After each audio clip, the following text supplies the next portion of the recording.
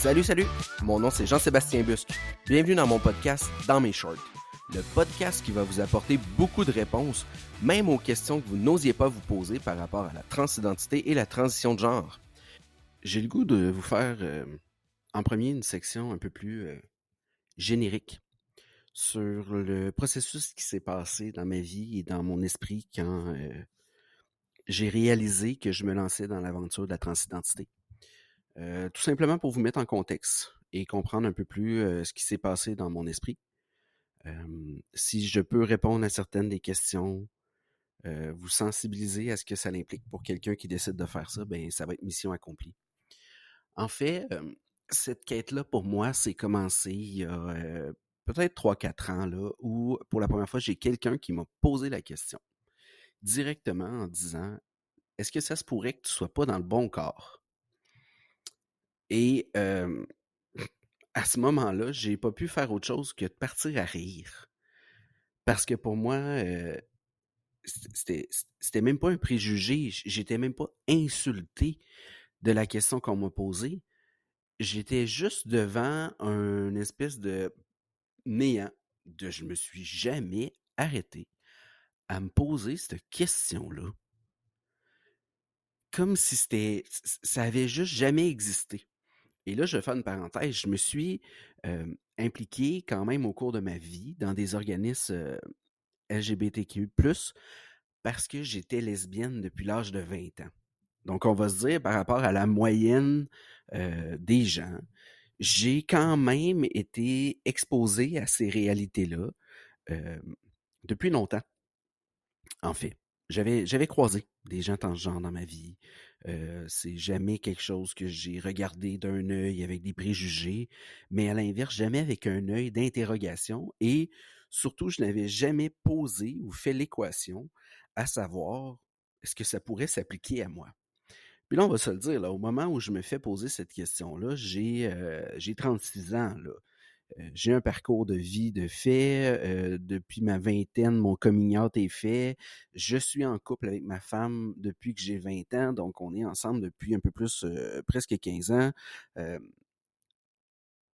et ça nous a jamais traversé l'esprit, ni une ni l'autre. Vraiment simple et curieux comme ça. Ça nous a jamais traversé l'esprit. Je m'y suis jamais interrogé. Et je reviens avec ça à la maison, un peu en disant à ma conjointe en blague, on vient de me demander si je suis dans le bon corps. Et là, je lui vois dans les yeux qu'elle prend un 2 minutes me regarder puis faire comme on dirait que ça a du sens. Ça pourrait être ça. Et là, je suis dans une phase de ma vie où je ne suis pas totalement en connexion avec mon être. Je vis dans le pilote automatique de la société, métro, boulot, dodo. Je drive pour ma carrière. Et on dirait que je prends ce sujet-là, je sais qu'il arrive, puis je le mets en dessous de l'oreiller, puis je dis à ma conjointe ben non, voyons, je suis bien trop vieille pour ça. Et ça reste comme ça. 1 an et demi plus tard, ma mère s'enlève la vie et ça me plonge dans une profonde réflexion avec moi-même de qui je suis, qu'est-ce que je veux, qu'est-ce que j'attends de la vie et de voir ma mère terminer ses jours comme ça m'a beaucoup ramené sur la question de qu'est-ce qui me rend vraiment heureuse? Qu'est-ce qui est mon bonheur? Qu'est-ce qui est la lumière en dedans de moi? Parce que mon réflexe devient, il est hors de question que je me retrouve dans cette noirceur. Dans la noirceur avec laquelle j'ai accompagné ma mère, la noirceur que j'ai déjà un peu expérimentée par un épuisement professionnel l'année d'avant. J'y ai comme goûté ou mis l'orteil, je vais dire, dans cette période de noirceur-là. Donc, j'arrive dans un moment charnière dans ma vie où je suis dans cette noirceur et j'essaie de me dire, qu'est-ce que je fais? Et là, je fais plein de choses. J'essaie des thérapies, j'essaie de me faire aider, j'essaie je vais dire, des interventions spirituelles, je vais travailler dans l'énergie, je vais faire des constellations familiales. Je vais du même coup aller un peu plus dans le traditionnel. Je fais de la massothérapie, des chiros. Je me fais suivre par des ergothérapeutes, le psychologue. Et on dirait que je reviens toujours au point où il y a en moi un vide, un mal-être, un inconfort qui me ramène toujours et me tire toujours vers cette noirceur.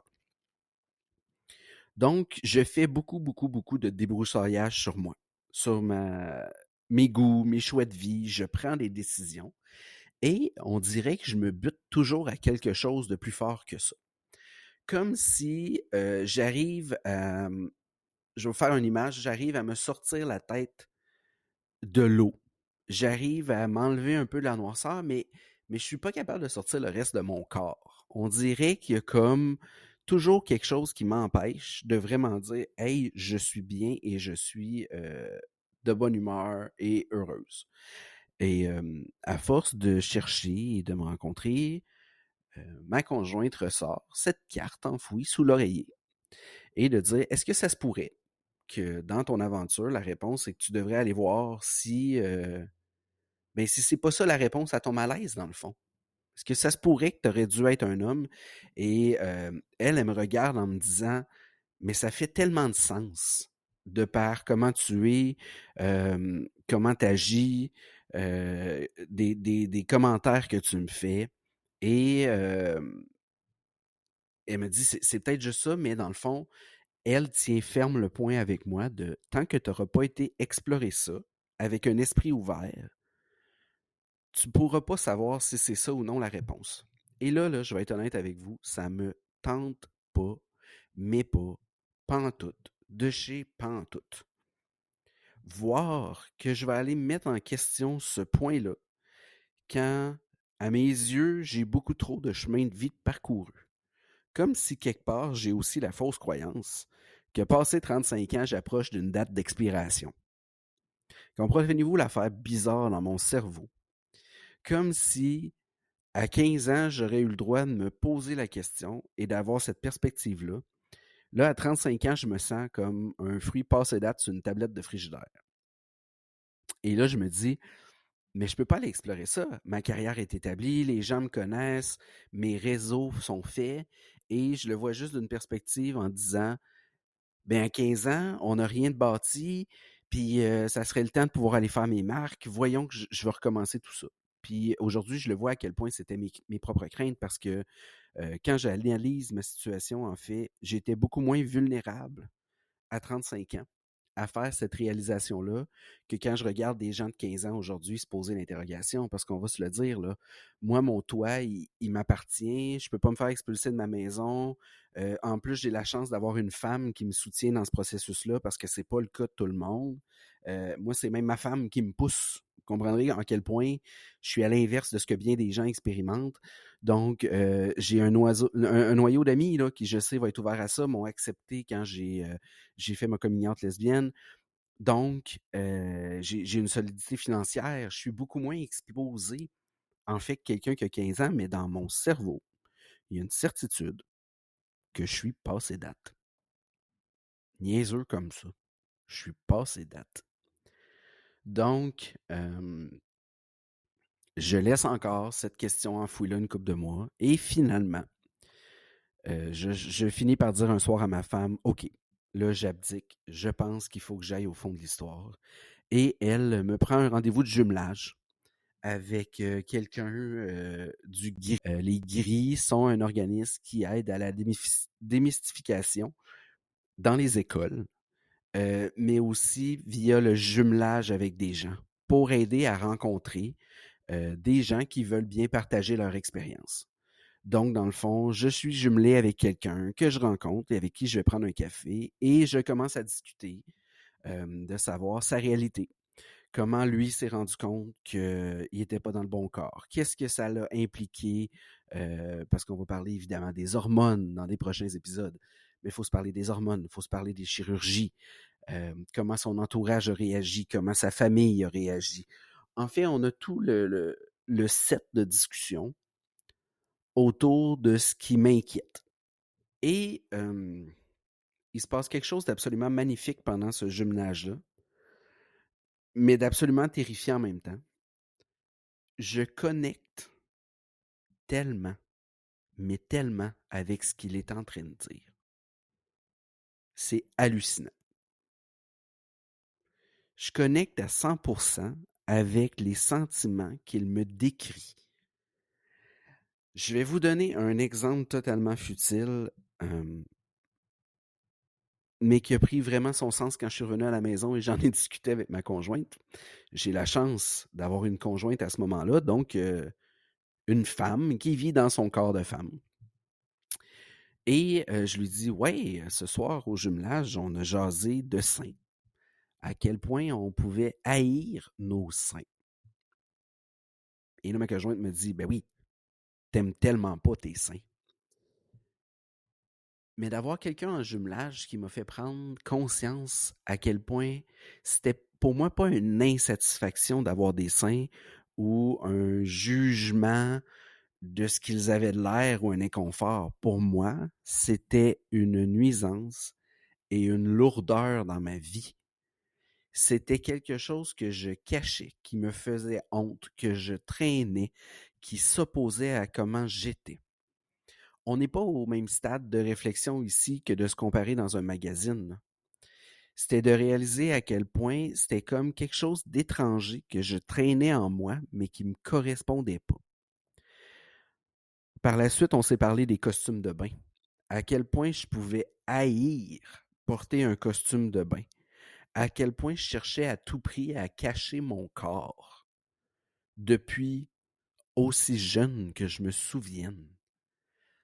Pas juste par peur du jugement des autres, mais comme par un inconfort viscéral dans nos tripes.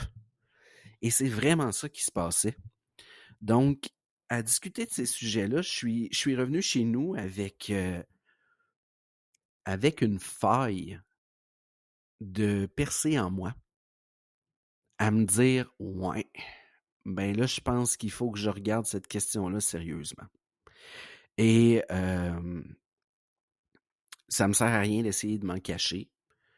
Je commence à me rapprocher d'une évidence. Et la seule question va devenir, comment est-ce que moi je vais traverser tout ça? Est-ce que je vais accepter cette inévitable-là? Est-ce que je vais avoir le courage de faire le choix, les démarches et de m'affirmer là-dedans?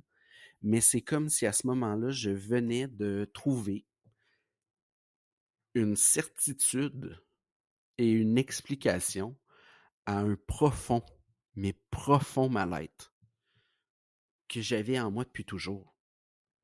C'était comme si on venait de lever la couverte sur une vérité absolue. Et cette suite d'événements-là a été la meilleure chose qui puisse se produire pour moi parce que j'ai dit à partir de ce moment-là, c'est comme s'il y a une lumière qui s'est allumée dans ma tête. Après ça, reste à savoir la question comment je vais agir par rapport à ça, mais c'était comme une vérité fondamentale qui venait d'être révélée. Donc, je suis chez moi avec cette patate chaude-là, parce qu'on va se le dire, réaliser et essayer d'accepter à 35 ans que ben c'était ça la réponse. C'était tout ça, mais juste ça.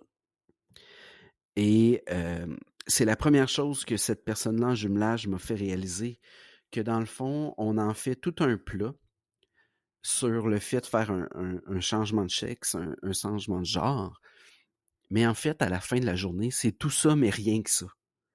Parce que c'est juste de faire le choix de changer de genre, mais je vais encore faire les mêmes activités de la même façon. Tu sais, pour vous donner une perspective, je vais continuer à aller faire une épicerie. Je dois me nourrir. Je vais continuer à être un parent pour ma fille parce que j'ai pris l'engagement d'être là pour elle pour toute sa vie. Je vais continuer d'être avec ma conjointe tant et aussi longtemps qu'elle le voudra bien parce que moi, c'est l'être que j'ai choisi d'aimer. Je vais continuer à devoir aller faire mon renouvellement de permis de conduire comme tout le monde, d'aller faire mes rendez-vous chez le médecin. Je vais continuer à tous les jours à aller porter ma fille à l'école, l'accompagner à l'autobus. Je vais aller en vacances, comme tout le monde. Mes activités en soi, dans mon quotidien, ne changeront pas. Je vais continuer à prendre une douche, continuer à me faire à déjeuner, continuer à recevoir des amis à souper. Ce qui va changer, c'est toute la façon dont je vais me sentir avec moi-même et la façon dont on va me percevoir dans la société et auprès de mes proches et dans mon expression personnelle. C'est là que ça va changer. Parce que les activités que je vais faire en soi vont être les mêmes. Ce qui va changer, c'est ce que je vais être. Et c'est là que c'est débuté toute cette belle histoire de dire, OK, je suis suffisamment brave et je me le dois de faire cette démarche-là pour moi. Et je me le dois pour mon bonheur. Ça veut pas dire que j'ai pas la chienne dans mes culottes. Ça veut pas dire que j'ai pas le goût de partir en courant à reculons, qu'il y a pas une partie de moi qui passe à travers tous les doutes et les soirées d'insomnie à dire beaucoup de mots d'église que je ne mentionnerai pas ici et qui sont des blasphèmes au Québec. Mais qu'est-ce que j'ai fait à choisir cette aventure de vie-là? Parce qu'on va le reconnaître, là. Il y a des épreuves, il y a des jugements qui m'attendent, il y a des obstacles, il y a il y a des épreuves que j'ai même pas encore croisées ou imaginées dans ma tête et je sais déjà que je vais avoir à les affronter. Mais vous comprenez que ce parcours-là, c'est peut-être pas quelque chose que j'ai choisi.